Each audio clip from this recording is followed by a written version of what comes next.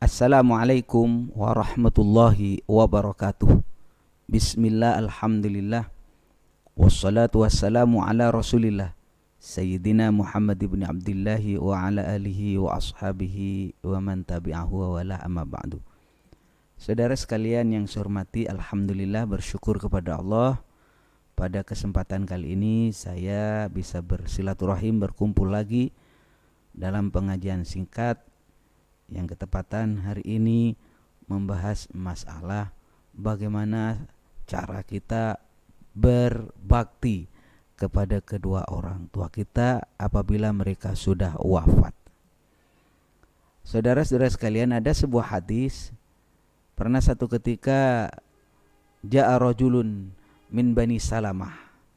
Ada seorang laki-laki dari Bani Salamah datang kepada Nabi Muhammad sallallahu alaihi wasallam, faqala, ya Rasulullah, Nabi, hal baqiya min birrin, hal baqiya, kira-kira masih ada enggak kalau saya mau berbakti kepada kedua orang tua saya, min birri abawayya, saya pingin berbakti kepada bapak ibu saya sedangkan mereka sudah wafat, di mana saya itu abarruhuma bihi ba'da mautihima, saya pingin berbakti setelah mereka meninggalkan dunia ini. Apa jawaban Rasulullah sallallahu alaihi wasallam? Rasulullah menjawab, qala na'am. Ada. Kamu masih bisa berbakti kepada kedua orang tua. Bagaimana caranya? Maka Rasulullah menjawab, kalau kamu pingin berbakti kepada kedua orang tua adalah dengan as-salatu alaihima, mendoakan kepada keduanya. Selanjutnya ada cara yang lain, wal istighfaru lahuma, membacakan istighfar untuk keduanya. Astaghfirullahaladzim, ya Allah, mohon maaf ya Allah untuk kedua orang tua saya ya Allah, li wali walidayya. Pakai bahasa Arab boleh, pakai bahasa Indonesia boleh, pakai bahasa daerah boleh. Mohon maaf kepada Allah untuk diri kita dan kedua orang tua kita. Kemudian wa infadu ahdihima, melaksanakan wasiatnya. Ketika dia mau wafat, dia punya wasiat apa? Laksanakan. Kemudian wasilatur rahim allati la tusalu illa bihima, menyambung silaturahim. Beliau waktu hidup keduanya punya kerabat, punya saudara, punya teman, semuanya tolong sambung lagi, hubungi lagi mereka yang sudah putus.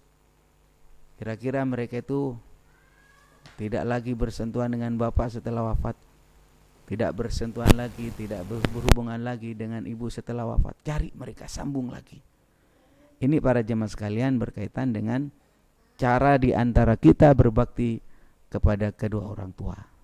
Nah, ini penting karena namanya perbuatan baik yang kita lakukan kepada kedua orang tua itu, ini akan mempengaruhi kepada anak-anak kita. Rasulullah mengingatkan, birru abaakum, berbaktilah kamu kepada kedua orang tuamu, tabirrukum abnaukum, maka anakmu akan berbakti kepada kamu. Jadi kalau kita berbuat baik kepada orang tua, maka anak-anak kita akan berbakti kepada kita. Kalau kita berbakti kepada kedua orang tua, anak-anak kita juga akan berbakti kepada kita. Kalau kita berakhlak yang baik, bersopan santun yang baik kepada kedua orang tua, maka anak-anak kita juga akan sopan dan hormat kepada kita. Maka saudara sekalian, banyak yang bisa kita lakukan, di antaranya yang disampaikan oleh Rasulullah, atau bersedekah. Bersedekah bisa bersedekah dengan harta benda, dengan uang, atau juga bersedekah dengan kebaikan, karena kullu ma'rufin sedekah, semua perbuatan baik itu bisa dijadikan sedekah, termasuk bacaan tasbih sedekah, bacaan takbir Allahu Akbar sedekah, bacaan tahlil la ilaha illallah sedekah, bacaan Quran sedekah, amar ma'ruf nahi mungkar, pengajian begini ada pahalanya, bisa dijadikan sedekah. Bahkan Rasulullah menyampaikan wa fi ahadikum sadaqah, di kemaluanmu itu ada sedekah.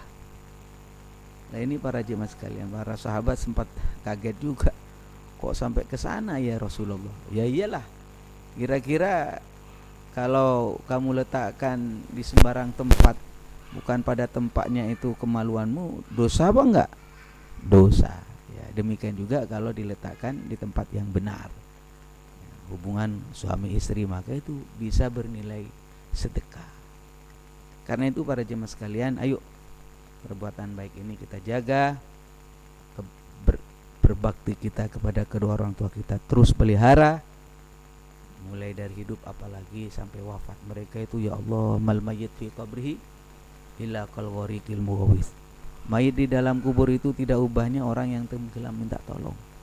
Karena itu ketika ada anak-anaknya, tetangganya, saudaranya, semuanya membantu dengan kebaikan, mereka itu senang luar biasa.